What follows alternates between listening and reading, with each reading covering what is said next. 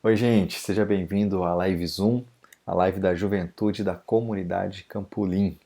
Hoje a gente vai falar sobre o tema O desânimo é também para os fortes.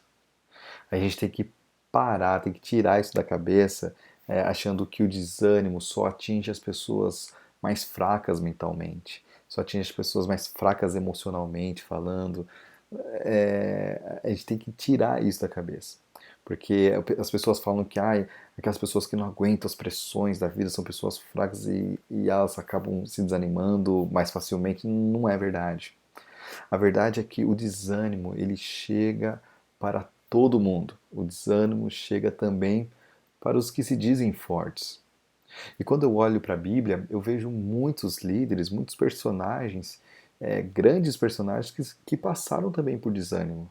Eu vejo a história de Davi, por exemplo, o grande rei de Israel, também passou por um grande desânimo. Lá em Salmo 42, versículo 5, Davi, o Salmo de Davi, ele diz o seguinte: Por que está abatida, ó minha alma? Olha o que Davi diz, o grande rei falando que a alma dele está triste, que está abatido, está desanimado. A gente vê outros líderes também, Moisés, Jó, Jonas, muitas pessoas aqui da Bíblia passando por esse desânimo. E hoje eu quero falar de uma delas, que se encontra lá no Novo Testamento. E olha só, essa pessoa, ela viveu com Jesus e mesmo assim passou por desânimo. Essa pessoa foi discípulo de Jesus. De quem eu estou falando? É Pedro. Pedro, que a gente vê as atitudes dele sempre ativo, né? Ele também passou por um grande desânimo. Conta-se que quando Jesus ressuscitou, ele apareceu para os discípulos no dia da ressurreição e depois de uma semana, 8 dias, ele apareceu novamente para os discípulos. Só que depois que ele apareceu pela segunda vez, houve um tempo que ele não apareceu mais. Teve um tempo, a gente não sabe quanto tempo foi esse, mas foi um tempo suficiente para Pedro chegar e falar assim: vou pescar. Uma simples frase, mas que diz muita coisa. Quando Pedro diz vou pescar, subentende-se de que ele está deixando tudo o que ele aprendeu com Jesus, a missão de Jesus, o que ele deveria fazer depois que Jesus ressuscitasse. Pedro simplesmente deixou de lado e voltou ao seu antigo emprego, que era pescador. Então Pedro fala: Vou pescar, está lá em João capítulo 21, e não só ele, mas os outros discípulos também acompanham Pedro. Mais 6 discípulos, no total 7 discípulos vão pescar. E passam a noite toda e não pescam nada. E no amanhecer, quem está ali na praia só observando Jesus. Só que eles não reconhecem Jesus. E o próprio Jesus pergunta para eles: Vocês têm peixe? E eles não reconhecendo Jesus falam: Olha, a gente pescou, tentou pescar a noite toda, mas nada de peixe. Aí Jesus fala: Olha, mas joga a rede para o lado direito. Eles foram lá, jogaram, as redes encheram de peixe. Olha que coisa. Foi tanto peixe que eles precisavam de ajuda para poder puxar aquelas redes. E no meio daquela situação, é, o discípulo aqui em Jesus amava, que eu acredito que seja João, não fala, mas era o discípulo amado de Jesus, né, conhecido como discípulo amado, fala assim para Pedro: Pedro, é o Senhor. Quando Pedro ouve isso, ele veste a capa, pula no mar e vai reencontrar Jesus. Eu acho que Jesus, ele bolou essa cena de falar para jogar a rede de um lado, tal, e pegar muitos peixes, porque ele tinha um propósito disso tudo. Porque quando a gente vê lá em Lucas capítulo 5, a primeira vez que Jesus encontra com Pedro foi no mar. Pedro estava no barco, o barco estava vazio porque eles também não tinham conseguido pescar nada a noite toda. Olha as similaridades aí, né? A semelhança.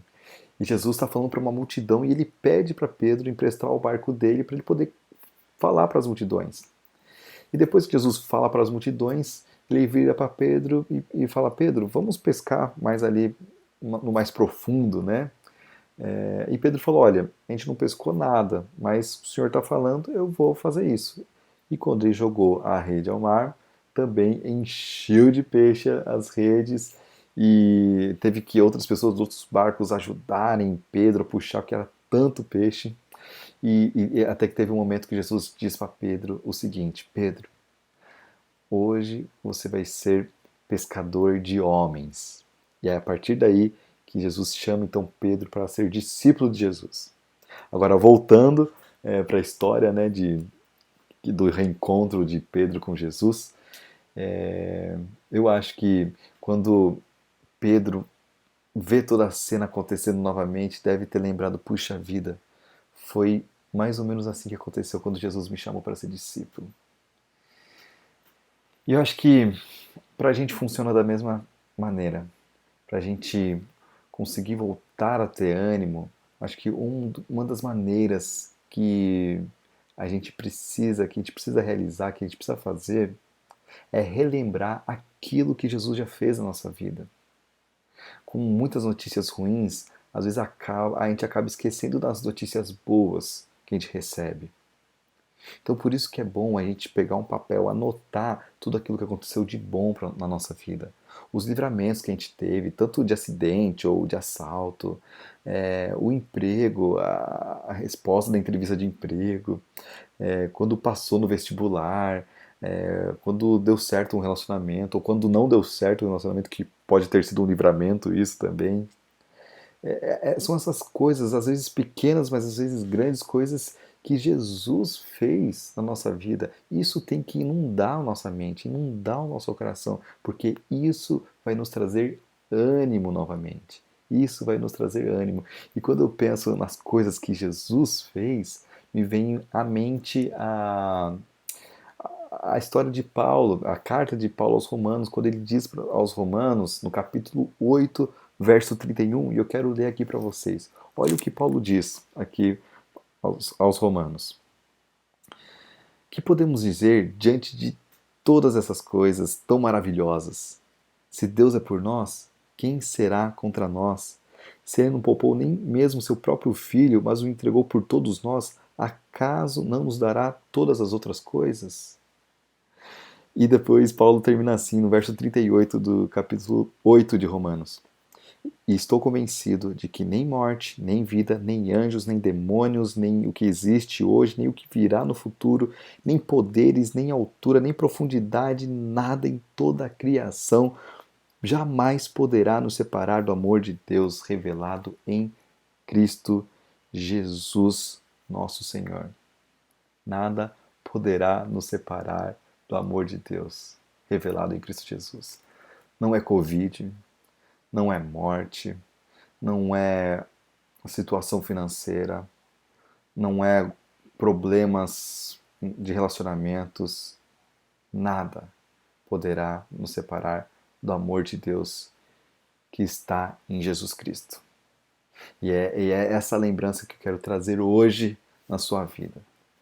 Deus, Ele te ama a ponto de ter enviado o seu próprio Filho Jesus a morrer numa cruz pelos nossos erros, pelos nossos pecados. Mas Cristo ressuscitou no terceiro dia. E isso fez com que resolvesse o nosso pior problema, que era a morte eterna. Agora, com Jesus, nós temos vida eterna. Esse é o grande amor de Deus que nós temos que guardar no nosso coração. Então, gente, se você está desanimado, se você está triste, não pense que isso é pecado. Não pense que isso é errado estar triste e desanimado. Às vezes as circunstâncias da nossa vida fazem com que aconteça isso com a gente, que deixa a gente para baixo. Mas o problema, o pecado, é onde a gente está buscando o ânimo, ter ânimo. E só há um caminho, um lugar que a gente pode encontrar ânimo, que é em Jesus Cristo. Então, gente, olha só, vamos relembrar aquilo que Jesus fez na nossa vida. Vamos lembrar desse amor de Deus na nossa vida, revelado em Cristo Jesus. E aí você para e pergunta para mim: mas Lucas, para que ter ânimo? Você está tão desanimado que você nem vê mais sentido para ter ânimo. Olha só, gente, quando Pedro ele se reencontrou com Jesus e depois desse reencontro nós vemos durante a história um novo Pedro, um Pedro animado. E não só Pedro, mas os discípulos também animados. Você vê Pedro em Atos capítulo 1, líder ali, falando para as multidões. E a gente vê em Atos capítulo 2 uma comunidade de novos convertidos se formando, onde Pedro e os discípulos são líderes dessa comunidade. E o que essa comunidade está fazendo? Essa comunidade tem ajudado os necessitados. Essa comunidade tem ajudado os pobres. Conta-se que lá em Atos capítulo 2, a partir do verso 42, que as pessoas vendiam propriedades e bens e repartiam tudo com as pessoas, com aqueles necessitados. Olha que coisa bonita. Então, gente, ânimo para quê? Para poder também ajudar o próximo, para poder a gente enxergar a necessidade do outro e ajudar o próximo. Você está desanimado, você está triste, há um único caminho: Jesus. Ele é sua fonte de ânimo, de alegria. Então, relembre aquilo que ele já fez na sua vida. Lembre do amor de Deus que ninguém pode separar a gente dele. E lembre-se também de ajudar o próximo.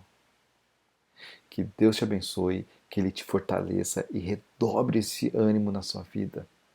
Que Deus abençoe a sua família e que Deus abençoe a nossa nação. Um grande abraço e até semana que vem.